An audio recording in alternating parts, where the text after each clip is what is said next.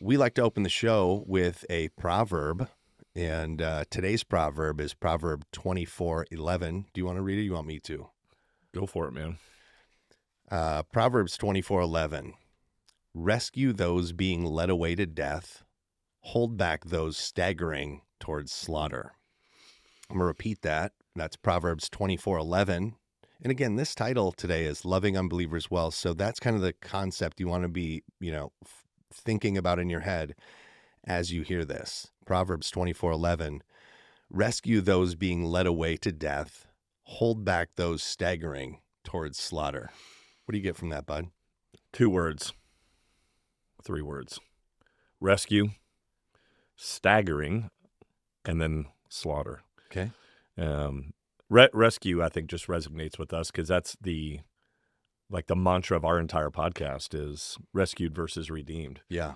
Why don't you break that, just half a second of that down? Yeah. Johnny is, I look at my life as redeemed, grew up in the church, wandered from the church, came back to the church. Johnny is rescued, never was in the church at all, and Jesus pulled him out of the pits of hell. And so we get to come at 2 different angles of how we see life and how we see the church.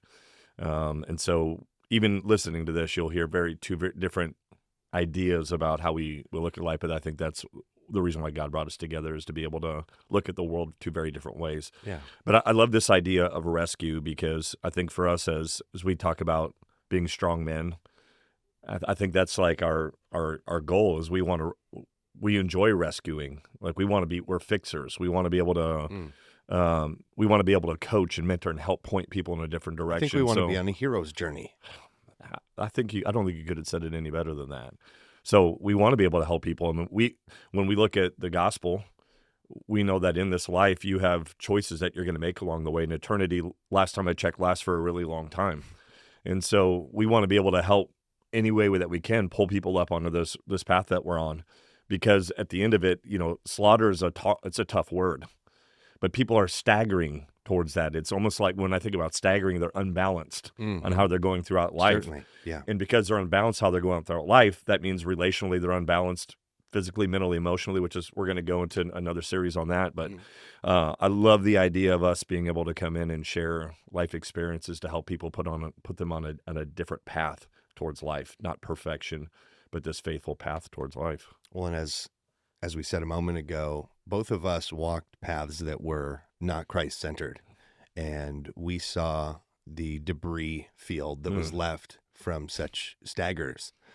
And as we've become more mature men and we've allowed Christ to influence our lives and mold us and shape us, we see just such a better path, and it's so freeing. And really, as we talk about loving unbelievers well, this really plays into that because as someone who's on the path, especially early in my Christian walk, once I really started having some of the freedoms offered by Christ and the shackles of alcohol fell off and the shackles of drug addiction fell off, and I felt like a new human, 2 Corinthians 5:17, if any man is in Christ, he is a new creation. Old things have passed away. Behold, all things have become new. And in that feeling, I was so excited. And I was surrounded, as I've said in previous podcasts, by other men who also had drug addiction and alcohol addiction. And many of them were still struggling in that early stage of trying to figure out, is God for me? And I wanted to shake him and go, wake up, man. You're staggering towards death here. This is a better path. And the thing is like, that's not how it works. Johnny can't shake anybody to wake him up. I can offer, and we'll go over some of these ways we're going to talk about today on how we can love unbelievers well. But you see someone moving in that direction, and you know how painful it is, and you know how challenging and difficult and hard, and just how much harder it's going to get if they continue. And you want to save them from that.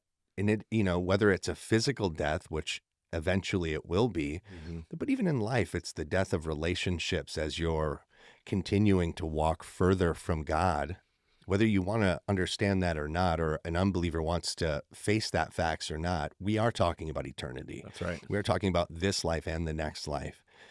And every step we're taking away from God's ultimate plan for us, you will, over a long enough course in life, see just the downfall of that. And it's the death of all things good. Yeah. And it's the only way it will end up manifesting in your life. So when I read it, it's like we have this obligation now that we've been set free, and we've eaten of this great fruit that God offers, and we've drinking of the powerful water that never never leaves you thirsty again. We have an obligation to catch those stumbling and catch those falling, and to do the best that we can to try to meet them in their place. Because we have to catch them staggering. So we have to go towards them to catch that staggering and then lead them back away. Yeah. Which just ties in so perfectly to what we want to talk about today, because our goal is to be there like that safety net for them when they're ready. And so we do want to rescue people, but it's the how. And I think it's the how that the church misses today. Sure. And so our ideas about the how are our ideas about the how. Are we right or wrong? We don't know, but our goal today is to make the argument of why we believe that Christ is our representation of how we are to treat those that are outside the faith.